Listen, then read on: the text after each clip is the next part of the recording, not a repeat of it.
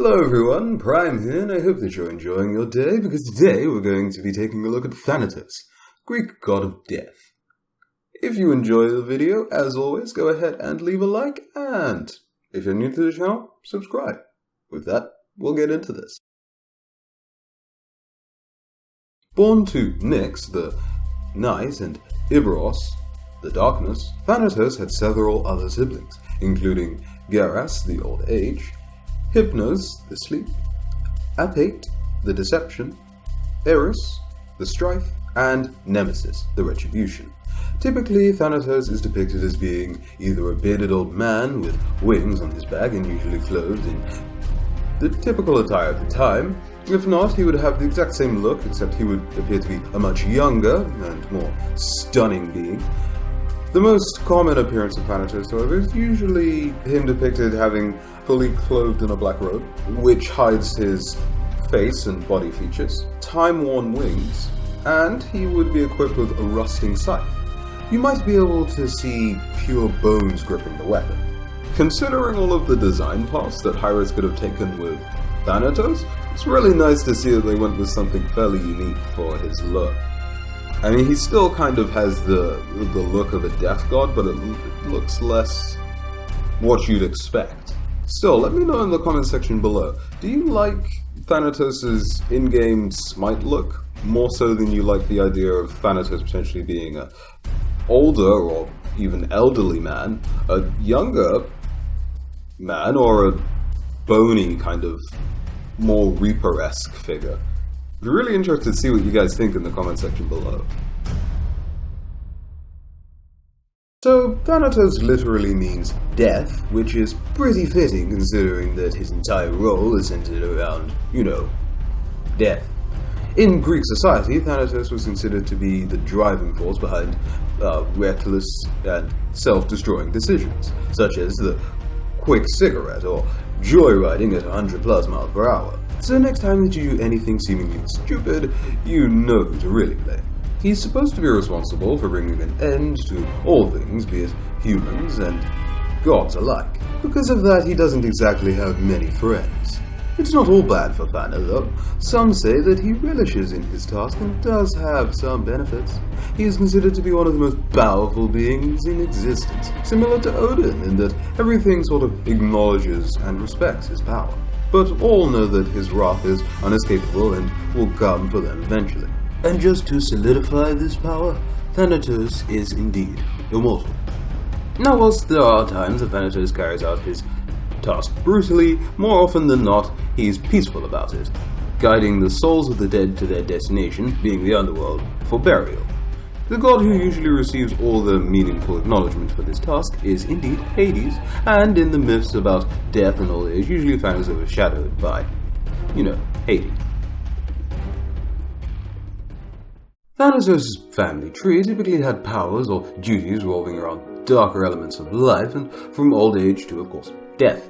For instance, unlike Thanatos being a peaceful bringer of death, the Geras, or sisters, were like goddesses of disease and a lust for blood. Thana was never a fan of the Geras. Thanatos got along quite well with his brother Hypnos, and they in fact lived quite close to each other in the underworld. One day, the daughter of Hades, Margaria, goddess of blessed death, eventually met the brothers, and the three became good friends, inseparable friends in fact. Margaria was known to be very kind, like her mother, but also carried the temper of her father, Hades, holding the title Princess of the Underworld. As they got older, Margaria developed feelings for Thanatos, but never told the god of death, instead confiding in his brother, who kept the confession a secret. Thanatos held similar feelings for Margaria, but also never spoke a word of them, believing that everything in existence hated him, and that to love him was impossible, even despite the fact that she was also a deity of death. As such, he pretended to not have any feelings for Margaria. Unfortunately, that means that Thana had no kids. But, to be fair, would you really expect death to have children? Now, Thanatos' enemies we'll get to in the myths and story section, but he didn't have as many as you'd think. Besides, everyone, I suppose. As far as his worship is concerned, Thanatos, as I've said, is the god of death, so not many people jumped at the chance to worship him. However, because he was, first and foremost, the god of peaceful death, his brother, Geras, the god of old age, would receive worship in part of Spain, which in turn brought honor to Thanatos. Thanatos doesn't exactly play major roles in tales, but he does at least get some scripture time, though these are examples of Thana getting trolled. In our first story, the princess Alcestis was getting married to Admetus, a king of... Alcestis, in her drunken delight, forgot to make a sacrifice to Artemis, who was none too pleased about this, and for revenge planted snakes in Artemis' bed.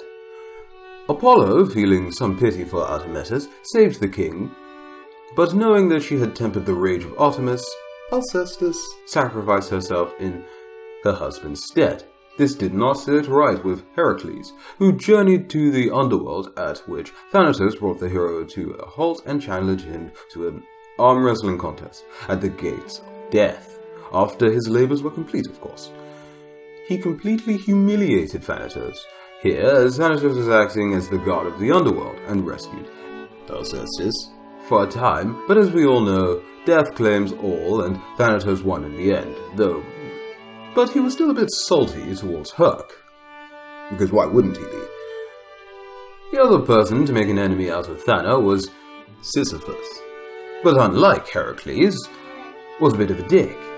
You see, this Sis, we'll say, was a king on Earth who committed many crimes from rape to murder and theft. He directly trolled Zeus. You see, Asopus, a river god and son of Poseidon, was in search for his daughter, Aegina, and Sis offered to tell the river deity where his daughter had gone if an endless source of fresh water was created for his kingdom. After this was done, Sis informed Asopus that his daughter was taken by Zeus. Naturally, Asopus engaged Zeus in combat until the thunder god's furious lightning forced the river god's retreat. But Zeus was none too happy about Sis' betrayal, and so he ordered Thanatos to, end him.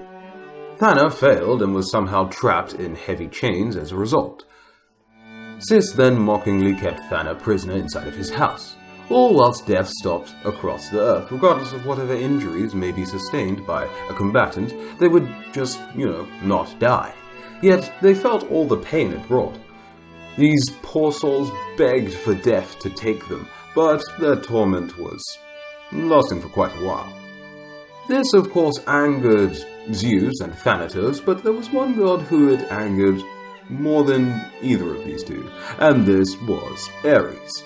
Ares felt cheated on the battlefield, not being able to finish his enemies properly, and so he freed Thanatos, and Sis was delivered to him.